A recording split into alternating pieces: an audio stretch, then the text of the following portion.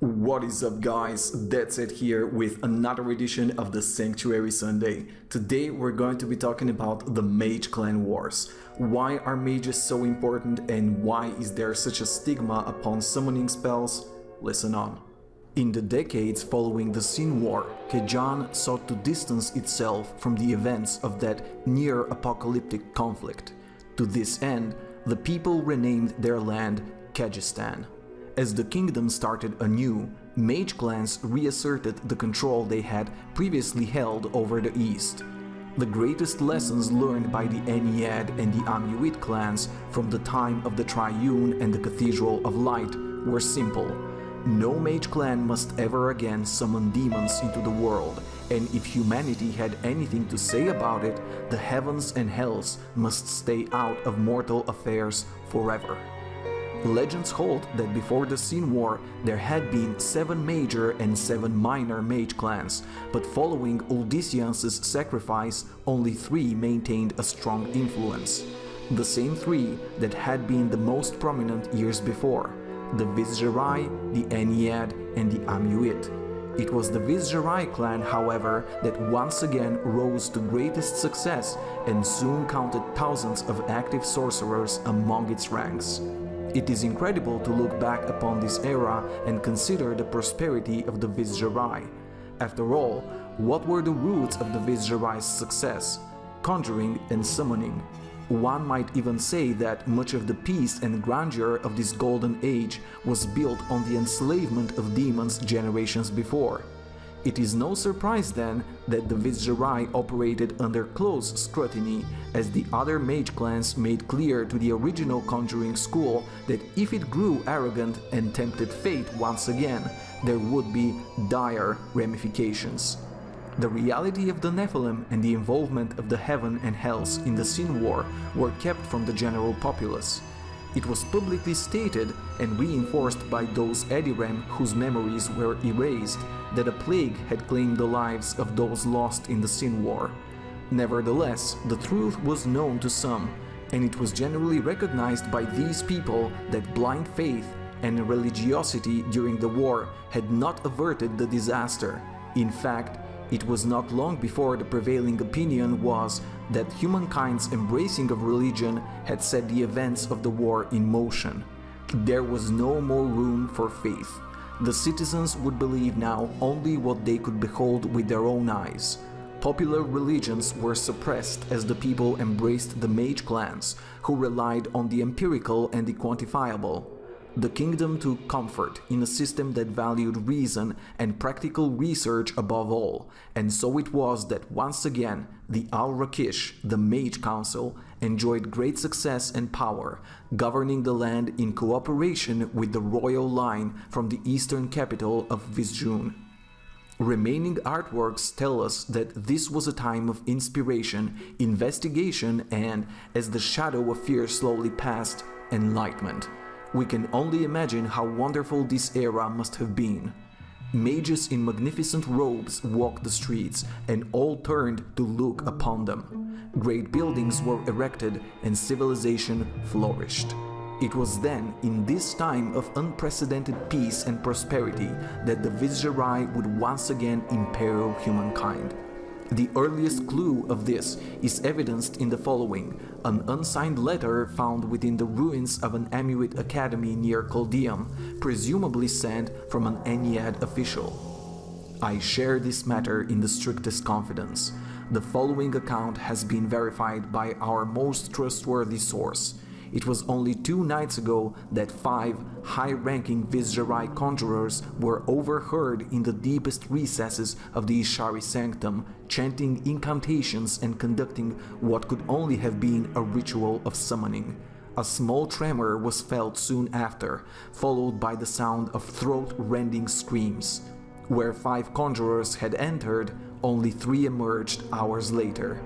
It goes without saying that these activities are unacceptable. The Vizjerai have disregarded multiple warnings and are clearly revisiting past sins, setting them on a course that will result in the destruction of all that we have labored to build. Measures are being taken on our side. The Vizjerai will soon lie in a bed of their own making. I had been led to believe that, in a circumstance such as this, we might count on your support.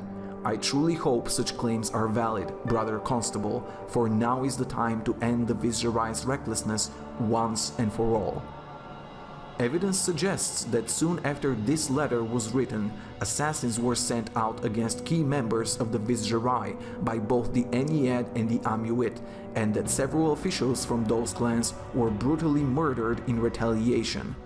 The conflict escalated further when an argument among the clan representatives at a meeting of the Al-Rakish erupted into a battle that resulted in multiple deaths. Soon, the blood of all three clans was being spilled on the streets. The violence surged until the Ennead and the Amuit clans in Caldeum gathered their forces and stormed the Vizieri main academy in Vizjun. When the dust settled, not one wall of the academy was left standing, and not a single Vizieri mage there was left alive. This incident was the spark that set off the Mage Clan Wars proper. Battles flared across the eastern lands. The Vizieri ruling council fled the capital, went into hiding, and focused on consolidating its forces. The coalition of Ennead and Amuit forces won several victories against isolated pockets of Vizieri combatants. The two clans then directed the entirety of their combined might against the Vizieri's main force. Hopelessly outnumbered, the Vizieri were quickly trapped and seemed on the verge of annihilation. It was then that the true plan of the Conjurers was revealed, as they unleashed the one weapon no other clan had dared to wield: demons.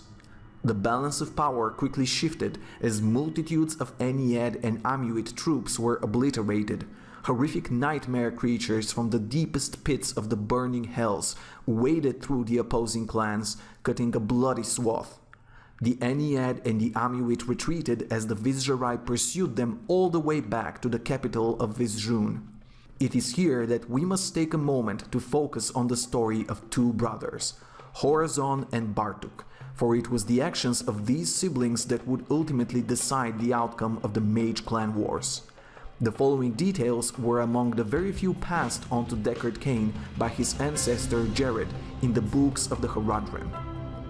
Bartuk was a particularly ruthless mage who had earned the epithet Warlord of Blood for bathing in the blood of his slaughtered enemies. It is said that his armor was empowered with a demonic sentience. During the final battles of the Mage Clan Wars, Bartuk had become an unstoppable force, instilling fear not only in the opposing clans but in his own people as well. Horazon, who had delighted in breaking the wills of the demons he had summoned, realized that Bartuk's path would ultimately lead to ruin. Demonic corruption spread throughout the Vizieri ranks.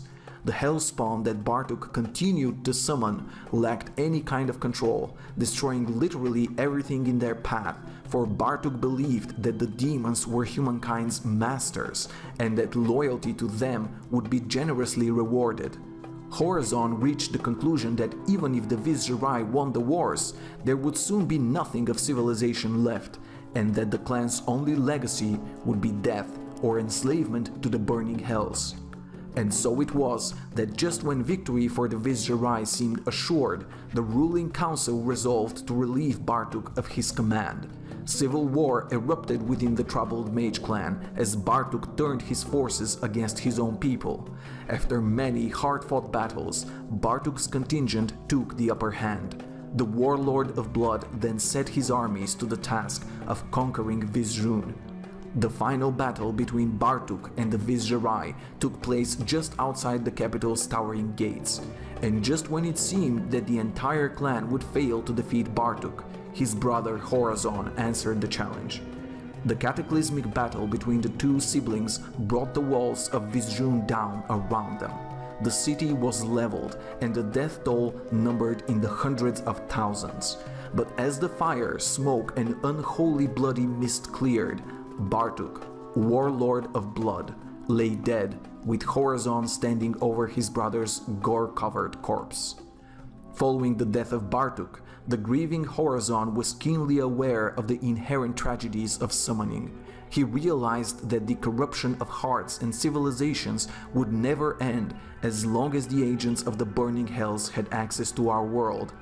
Jared Kane left an interesting postscript to the story of Horazon. He says, following the Battle of Vizjun, Horazon crafted for himself a hideaway, which he called the Arcane Sanctuary, a retreat where the prying eyes of hell could never find him.